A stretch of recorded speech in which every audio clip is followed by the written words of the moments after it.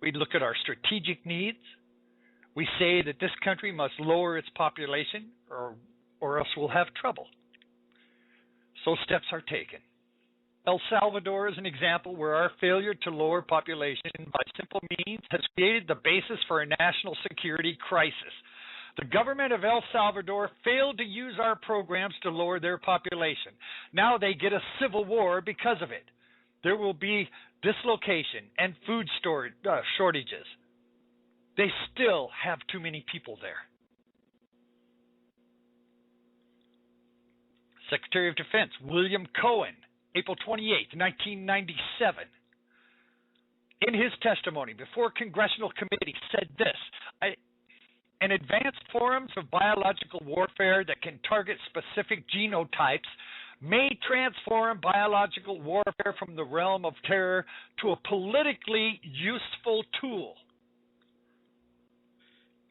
They have been talking about this in our government out in the open for the last 50 years. Are you seeing the connection to Agenda 21? Are you seeing the connection to the building of these FEMA camps for the NDAA bill? Here's something else Huxley said from UNESCO. Political unification in some sort of world government will be required. Even though any radical eugenic policy will be for many years politically and psychologically impossible, it will be important for UNESCO to see that the eugenics problem is examined with the greatest care, that the public mind is informed of the issues and stakes, so that much now that is unthinkable may at least become thinkable. In the early 50s, former communist Joseph Kornfetter expressed the opinion that UNESCO was comparable to a Communist Party agitation and propaganda department. He stated that such a party's apparatus handles the strategy and methods of getting at the public mind, young and old. Huxley would lard the agency with a motley collection of communists and fellow travelers. President Richard Nixon believed abortion was necessary as a form of eugenics to prevent interracial breeding. Theodore Roosevelt: "I wish very much that the wrong people could be prevented entirely from breeding. When the evil nature of these people is sufficiently flagrant, this should be done. Criminals should be sterilized, feeble-minded persons forbidden to leave offspring behind them. The emphasis should be laid on getting desirable people to breed." Roosevelt also said society has no business to permit degenerates to reproduce their kind. Any group of farmers who permit their best stock not to breed and let all of the increase come from the worst stock would be treated as fit inmates for an asylum. Someday we will realize that the prime duty, the inescapable duty of the good citizen of the right type is to leave his or her blood behind him in the world, and that we have no business to permit the perpetuation of citizens of the wrong type. He went on to say the great problem of civilization is to secure a relative increase of the viable as compared with the less viable or noxious elements in the population. The population cannot be met unless we give full consideration to the immense influence of heredity. I wish very much that the wrong people could be prevented entirely from breeding. When the evil nature of these people is significantly flagrant, this should be done. Criminals should be sterilized. Feeble-minded people should be forbidden from reproducing. The emphasis should be laid on getting desirable people to breed.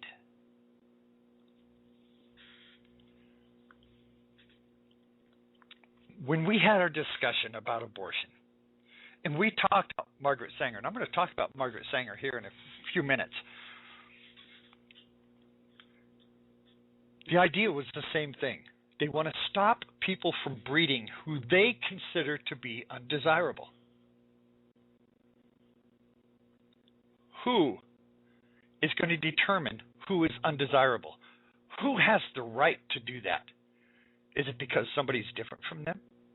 Or because they're different from someone else? Should it be a race that they consider to be inferior?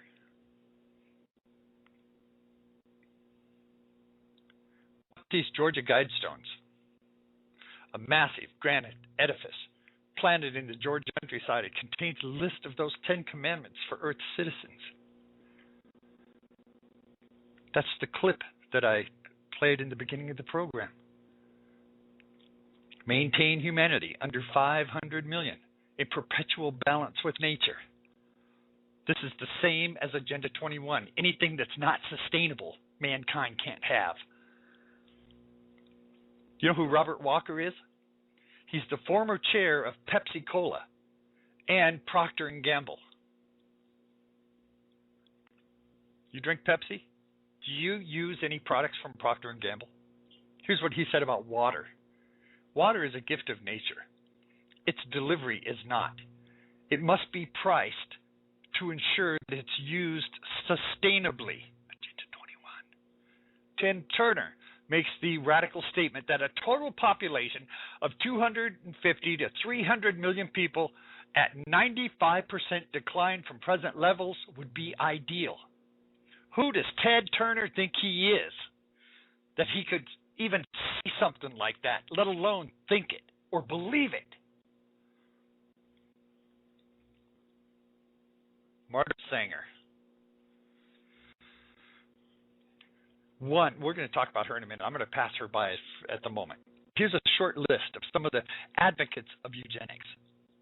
See if these people who were all for eugenics because they consider themselves to be superior to everyone else. Anybody who is undesirable, according to these people, want to use eugenics to depopulate the world of people that they consider to be undesirable. Alexander Graham Bell, George Bernard Shaw, H.G. Wells, Sidney Webb, John Maynard Keyes, Margaret Sanger, Marie Stopes, Woodrow Wilson, Theodore Roosevelt, Emerly Zola, George Bernard Shaw, Winston Churchill, Linus Pauling, Sir Francis Galton. Just to name a few of these huge,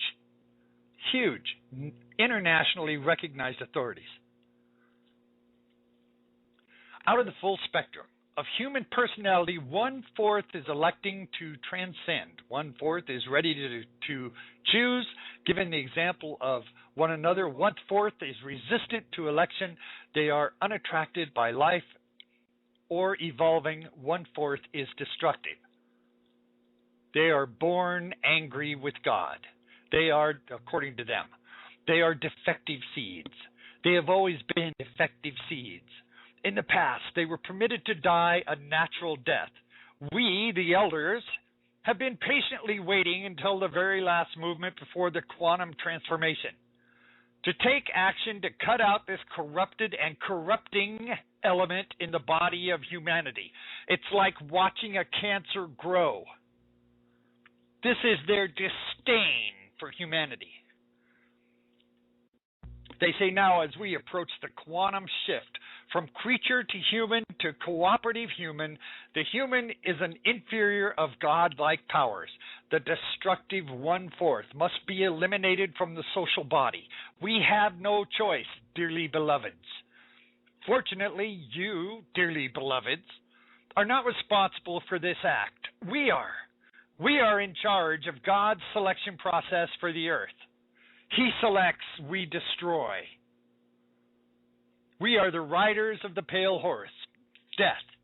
We come to bring death to those who are unable to know God, the riders of the pale horse who are about to pass among you, grim reapers. They will separate the wheat from the chaff. This is the most painful period in the history of humanity. And this is what the global elite believe that they are sent from God to get rid of the undesirables, to stop the repopulation of all of you who are considered undesirable, of which I proudly count myself among. Alexander Haig, referring to the United States Department of Population Affairs, which was established by Henry Kissinger in 1975. The title has since been changed to Bureau of Oceans. And if you've been through Agenda 21, you'll recognize the name, the Bureau of Oceans. It means the International Environmental and Scientific Affairs. According to the Bureau of Oceans, international environmental and scientific affairs have consistently blocked industrialization policies in the third world, denying developing nations access to nuclear energy and technology, the policies that would enable countries to sustain a growing population, because they don't want that. According to the State Department sources, Alexander Haig is a firm believer in population control. And even though all of this should be sufficient to prove that the elitists in power have definite intention to depopulate this planet to what they deem to be a sustainable level, some are going to argue that they're only opinions and of no real consequence. I'm now going to prove bits of documentation showing this is a plan that has worldwide scope and influence. Some of these are at least 10 years old, some older. But it doesn't take away from the serious content of these things. Don't think they're valid because of their age. It takes time to format plans on a grand scale. If you're honest with yourself, you can see glimpses of these things happening today.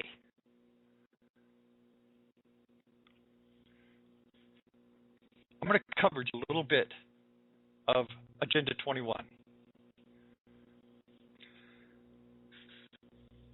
The executive branch should direct federal agencies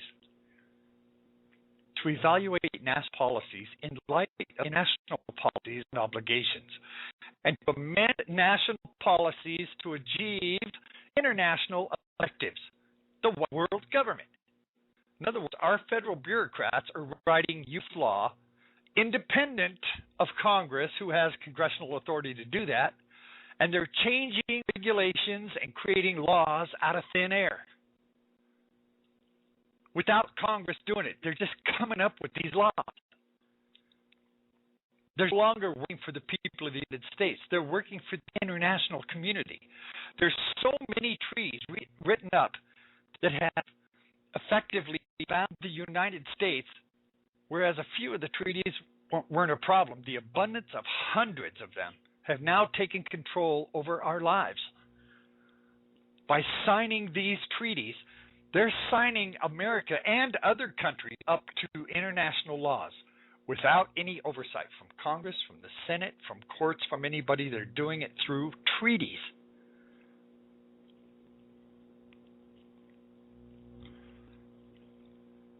This should scare anybody. Let me tell you about one of these treaties. There's a treaty on biodiversity and the usage of fertilizers that are not sustainable. Here's what this says. The fertilizers have played an essential part in producing the world's harvest is undisputed. It is estimated that if the use of fertilizers ceased, the world's harvest would be cut almost in half. However, the negative side of this quotation is the narratives from the fertilizers seep into the ground and water aquifers, and they're seriously implicated in the lakes, rivers, and coastal ecosystems, causing drastic changes in flora. They're willing to take a course of action that will reduce the world's food supply by half or more. and they're likely to reduce the use of pesticides knowing full well how many people will be